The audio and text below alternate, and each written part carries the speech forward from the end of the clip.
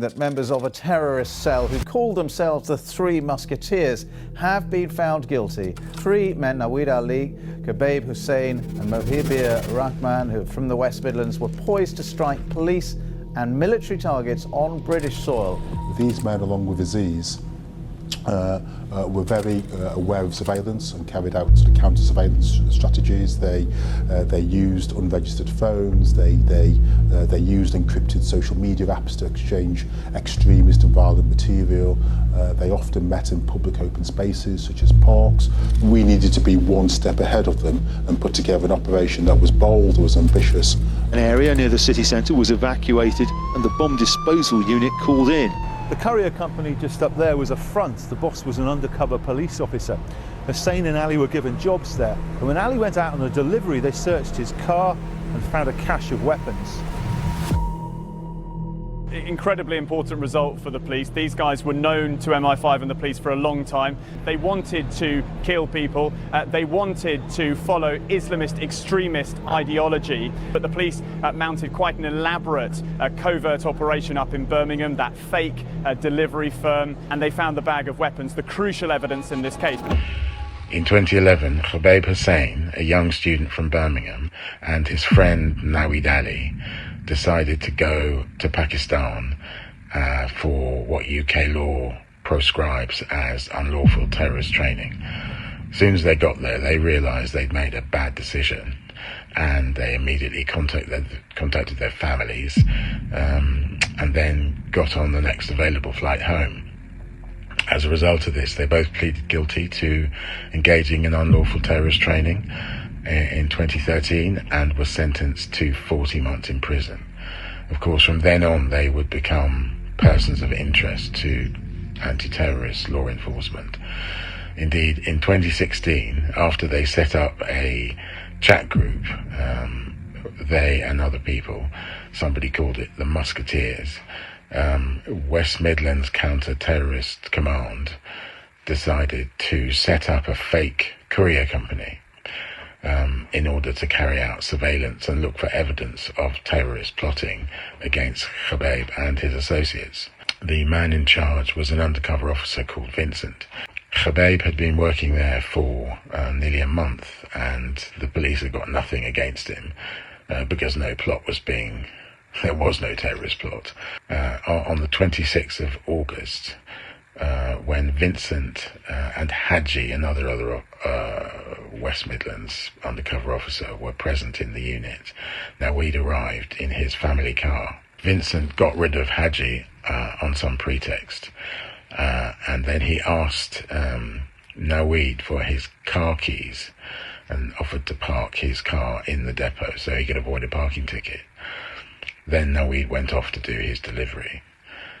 Vincent was alone in the unit with the family car for well over an hour before he let the MI5 operatives, who were going to plant the surveillance equipment in his family car, in.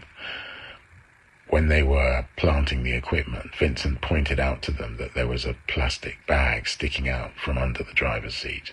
Quite late on in the trial, it was disclosed that when Naweed had left his family home that day, he had been under surveillance and that he'd walked from his house to the car not carrying this bag, and it was not concealed amongst his clothing.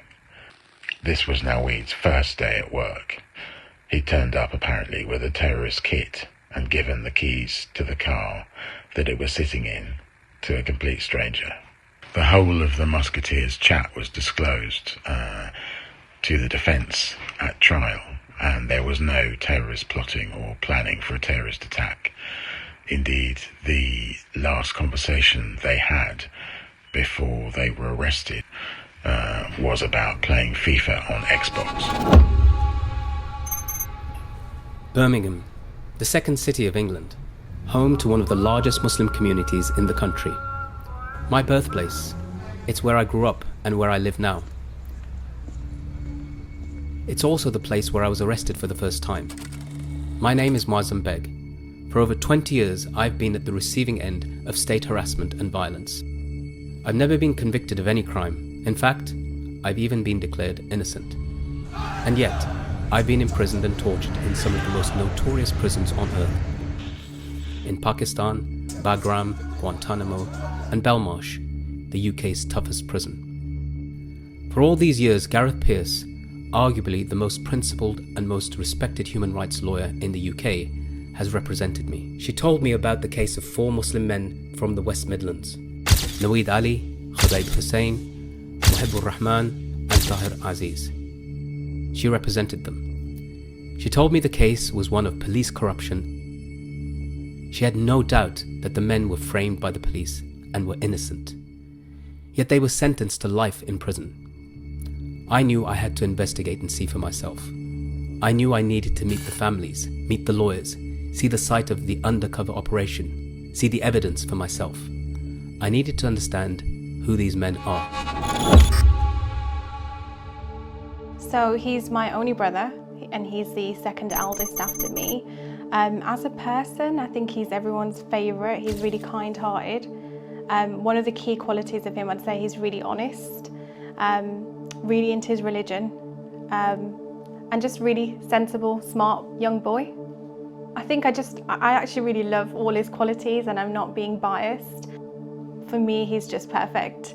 And I don't think I'd say that about any other family member. For me, he is just perfection, and just as a brother, just how he is, his nature towards us sisters, and even towards my mum and dad, like he's just perfect for me. But in 2011, Khobaib Hussain was arrested and convicted after travelling to Pakistan. He decided to travel to Pakistan, unfortunately, with the intention to attend a training camp. However, they practically returned on the next flight home. We as a family weren't aware that he was travelling. We had actually thought he was in a mosque in a different city, I think it was Dewsbury, and where he'd spend the last 10 days of Ramadan there. And yeah, so he pretty much came home on the next flight, and it was 3 other young men. It was the 4 of them who decided to travel. They completely regretted their decision. Unfortunately, despite not having committed a crime, a physical crime as such, it was more the intention. He still was imprisoned, and he basically was convicted, I think, to around 22 or 24 months off memory. After his conviction, he was obviously released. He would have been under some kind of monitoring and license and so forth. What was he doing up until the time when he eventually got the invitation to work for Hero Couriers? Once he was home, he was trying to just get on with life and just really, whatever you call normality, just trying to bring that back into his life. So he was actively looking for work. He had a few jobs, which unfortunately weren't successful. Either if they found out of his previous conviction, they'd terminate his contract, or it was just a constant struggle in terms of finding that employment. But I think he just made a decision that he'd continuously look for work. And he just thought, I'm going to do a job which is basic, probably doesn't need a reference check, just to get some money and just get my life back on track. So he was applying for pretty much sort of delivery driver jobs, and I think that's what he was actively applying for online, those sort of jobs, very basic level if you like. And he then got a call actually from the owner of this firm, Vincent, who at the time we didn't know was an undercover officer. And so Vincent from Hero Couriers is the one then essentially that, as you said, was headhunted him to come and work for him at this courier company. What kind of package were they offering to your brother and his friend? Quite an attractive package, if you ask me. It was £100 for each drop-off, so each delivery £100. So I think they sort of planted themselves as, well, their image was, I think, a airport recovery, lost and stolen sort of items. They'd be delivering those items to set locations. And it was £100, and that was basically cash in hand and tax-free. Did they feel, or did you feel, or anybody else in the family feel that this was too good to be true? This was a really good offer? So initially, I think Khobaib had a couple of shifts and he kept asking Vincent, how do I sort out my tax? And he wasn't really getting an answer. He'd ask me and I said, well, you need to ask him, or you might need to just register yourself as being self-employed.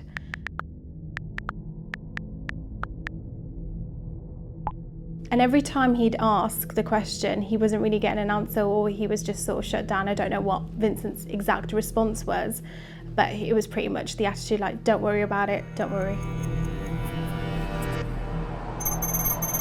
So we're here on the road, right outside the building where Hero Couriers was operating at that time when your brother started working there.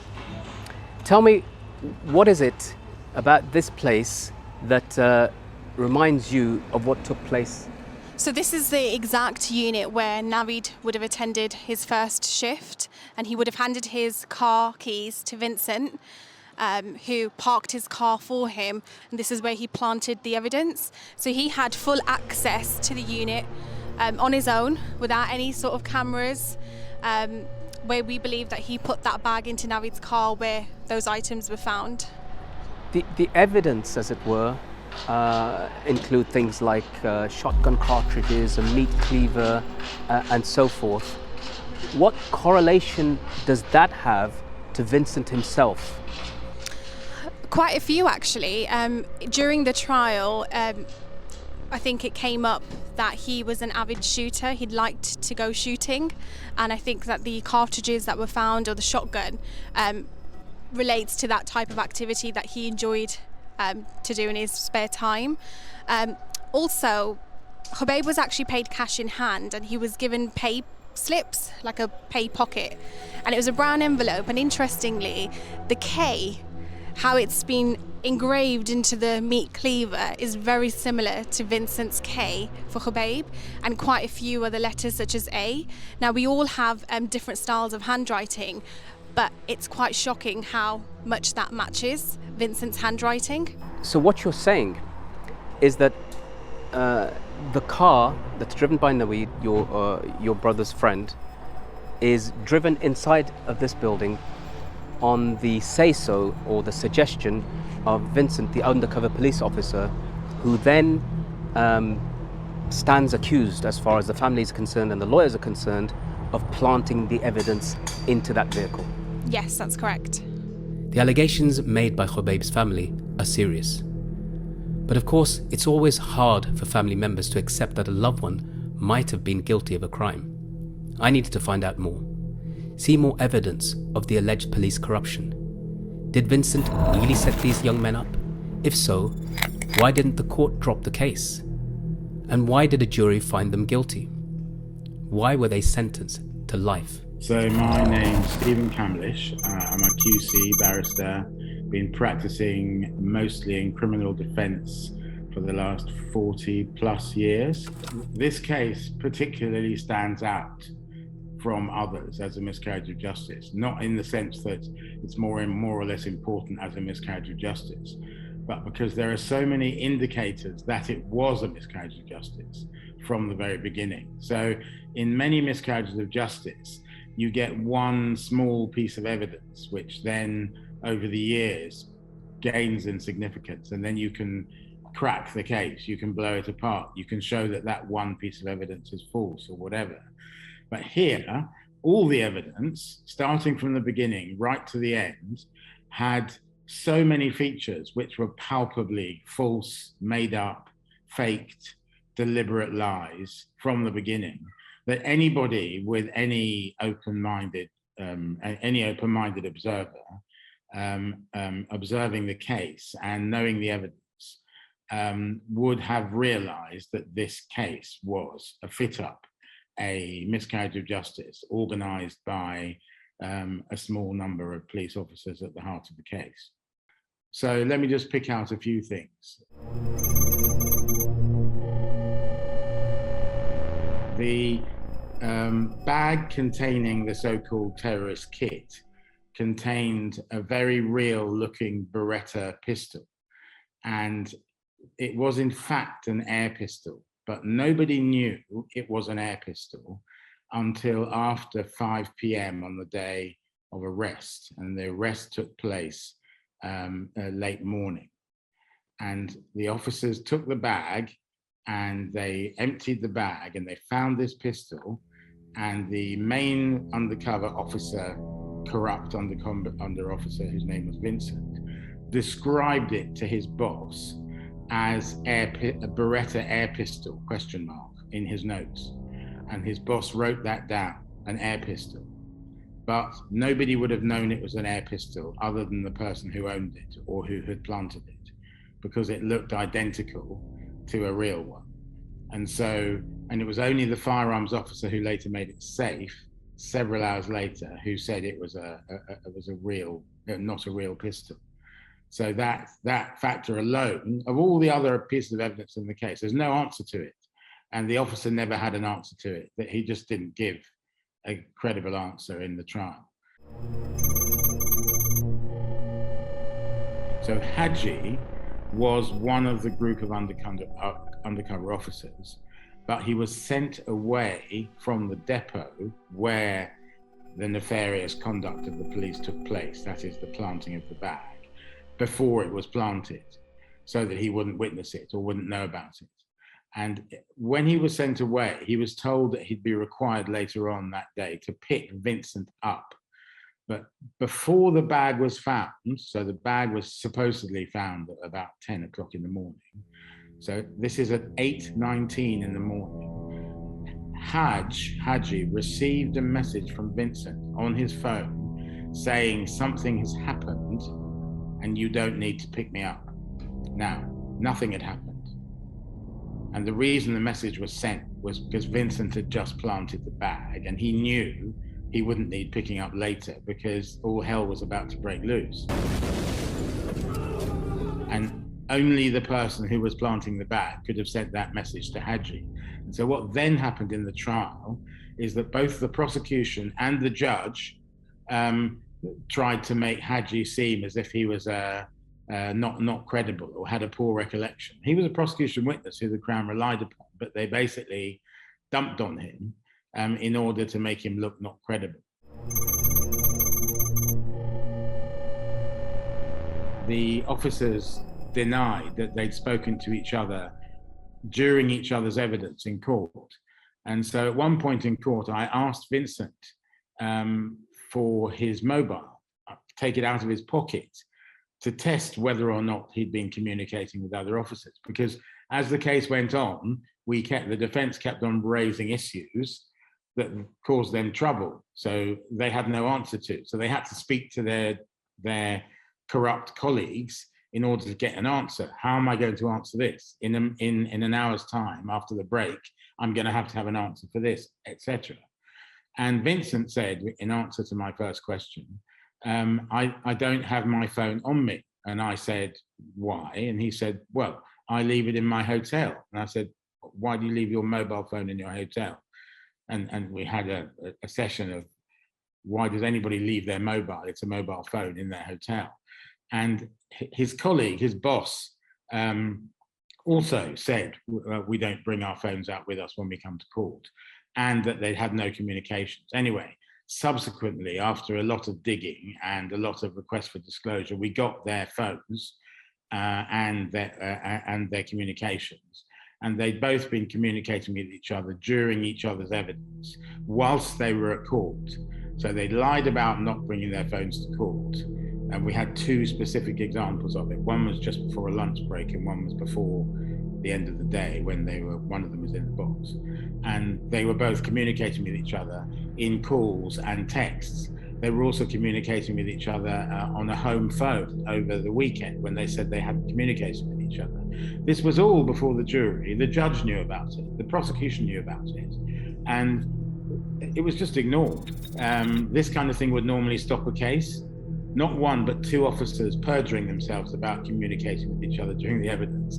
And it was just passed over as if nothing had happened. And when his phone was finally, we got his personal phone and his work phone eventually, weeks into the trial, he had said before he started his evidence to his colleagues that he was going to have to give an Oscar performance at the trial to make their story stick.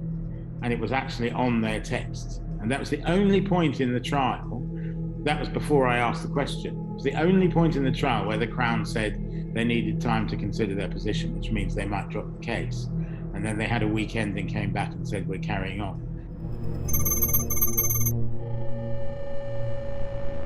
So the police claim to have written their notes as things happened on a daily basis. And they timed their notes, and the main officer, Vincent, timed it to the minute. So any event that was relevant, he timed. Unfortunately, he was caught out by an email that was timed. He got the date wrong. So he put a whole chunk of his evidence 24 hours before it happened. And this carried on through the same notebook. He'd forgotten that the email arrived the day earlier. And so every note was he recorded events which just had not happened, right through his notes, and insisted on saying they had happened until I pointed out to him that actually it was the day after that thing had happened. And then he had to accept it in the end, because the thing that happened the day after was timed by an independent email. That didn't make any difference to anyone either. The judge, the prosecution, nobody.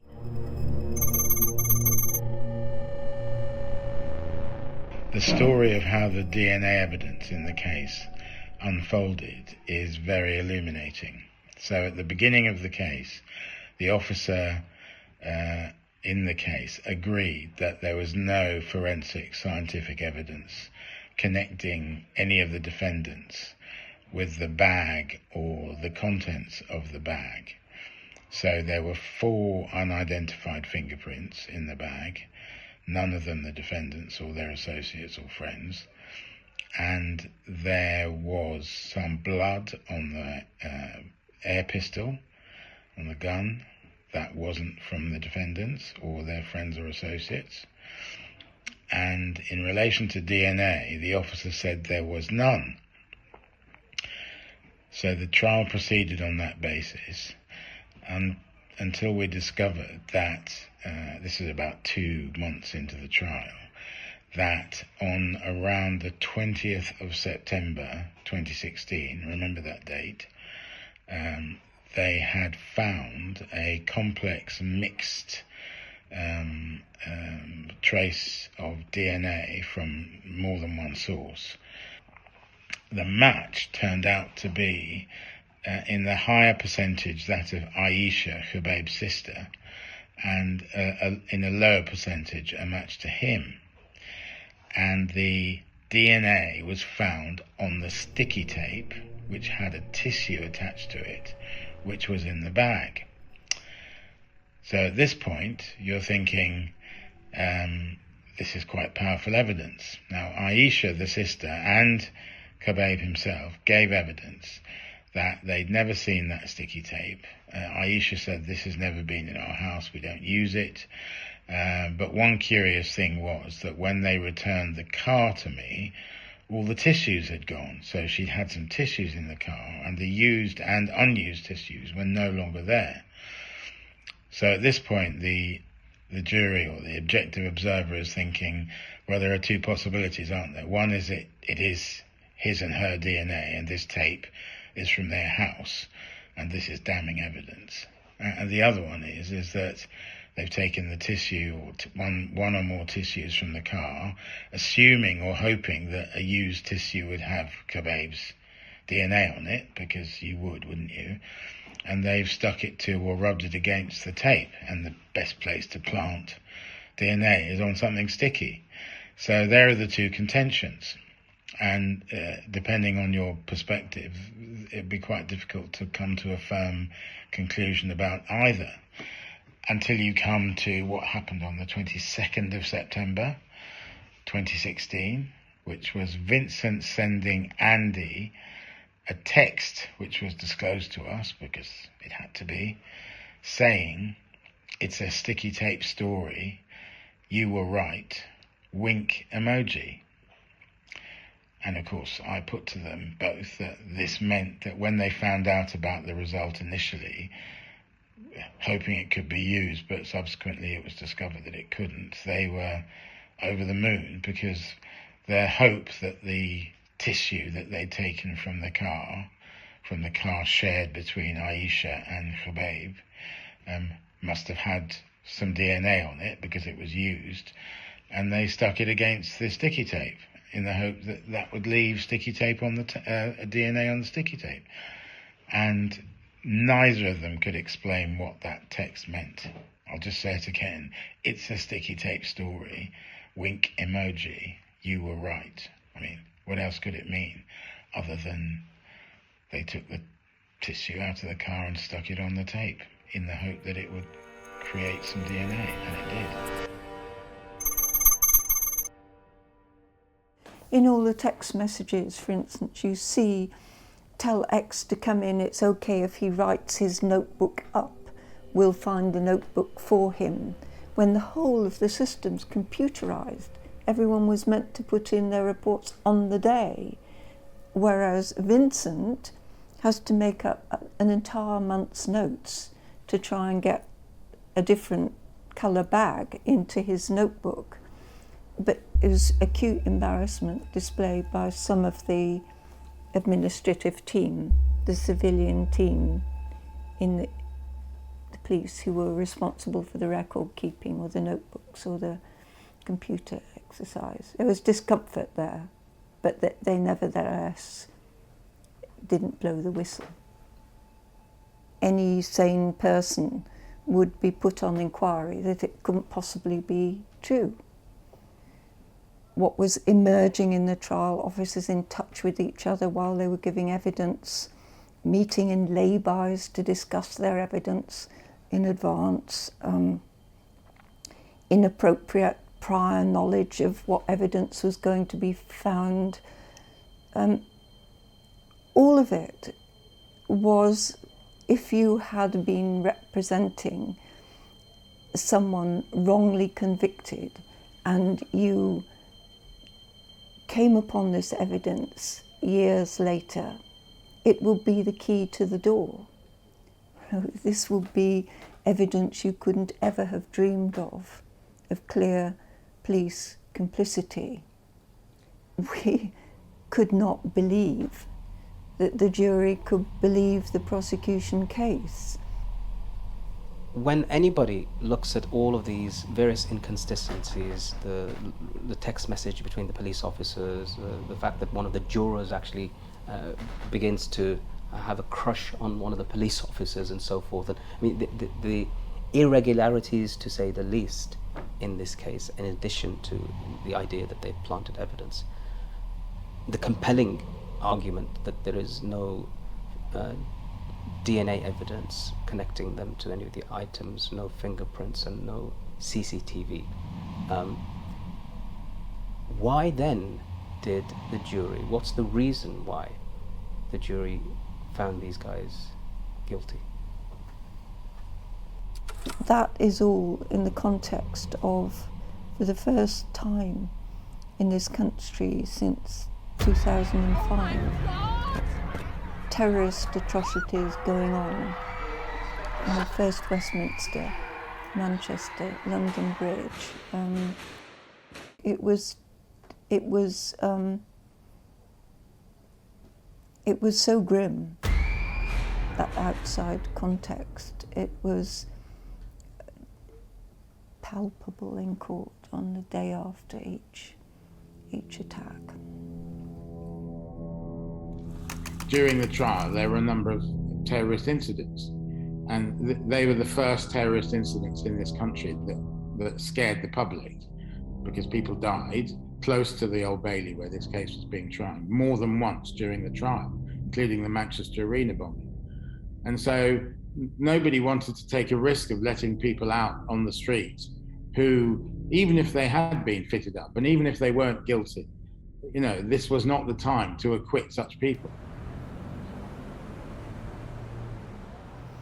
It was like being in a time warp, actually, from cases in the 1970s and early 80s, where the police, and in fact more than any other, the West Midlands police, planted people, fabricated evidence to such an extent that the squad responsible was completely disbanded, and dozens of defendants convicted, one by one, had their convictions quashed.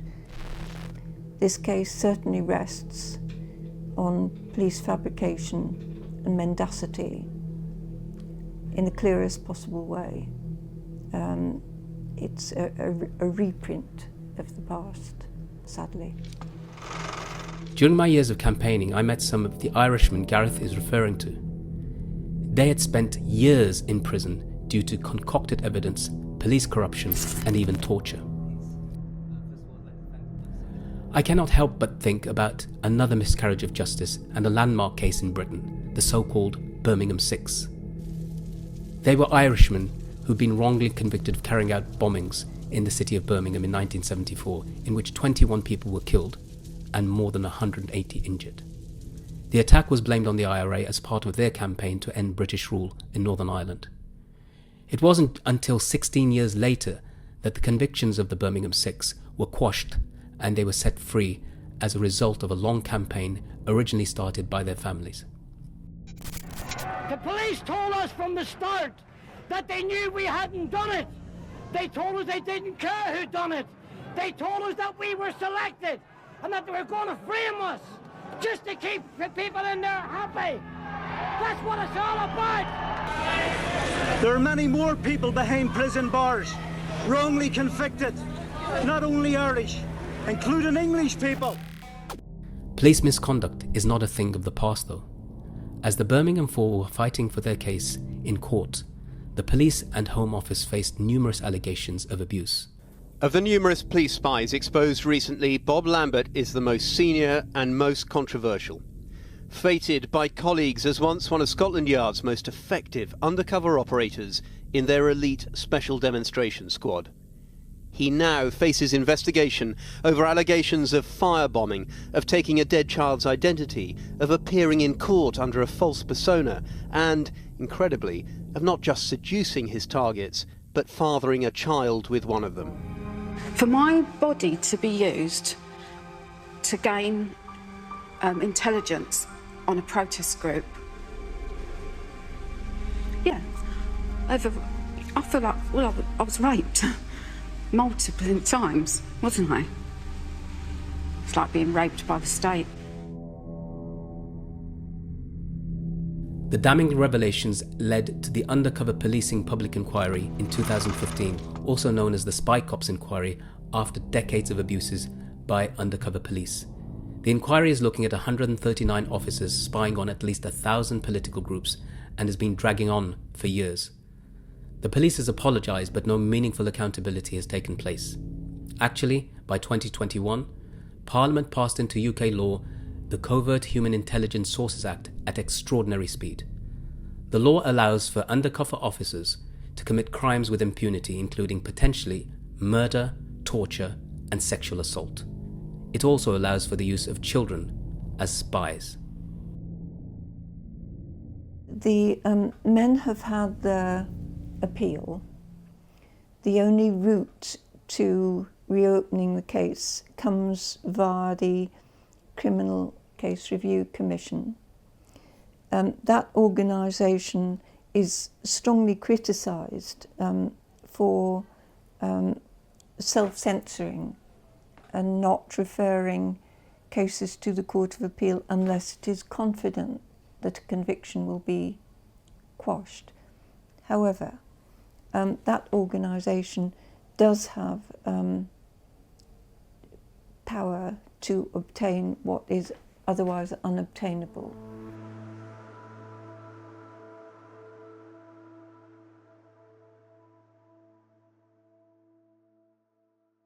I'm certain that these men are innocent and they were wrongly convicted at the hands of a small group of corrupt police officers. Because what should really happen in this case is that if there's any honest police officers in this squad who know what's happened, and not everybody was involved in this conspiracy, it was just a very small number of people at the centre, there must be one or two police officers, possibly now retired, who know more about what went on here than they're telling. They don't have to say things in public. They can pass information, they can give clues, they can ask us to look at things or direct us in a particular way, but people know. Haji knows.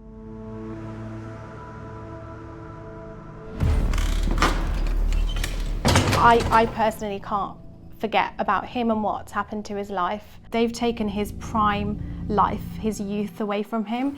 We feel betrayed by the authorities. We feel angry, upset. I speak collectively for all our families. It's difficult for us to just carry on as normal. There's not a minute or a second where you can't forget, you can't basically forget about what's happened to me and my family and the other 3 men. So it's a daily struggle.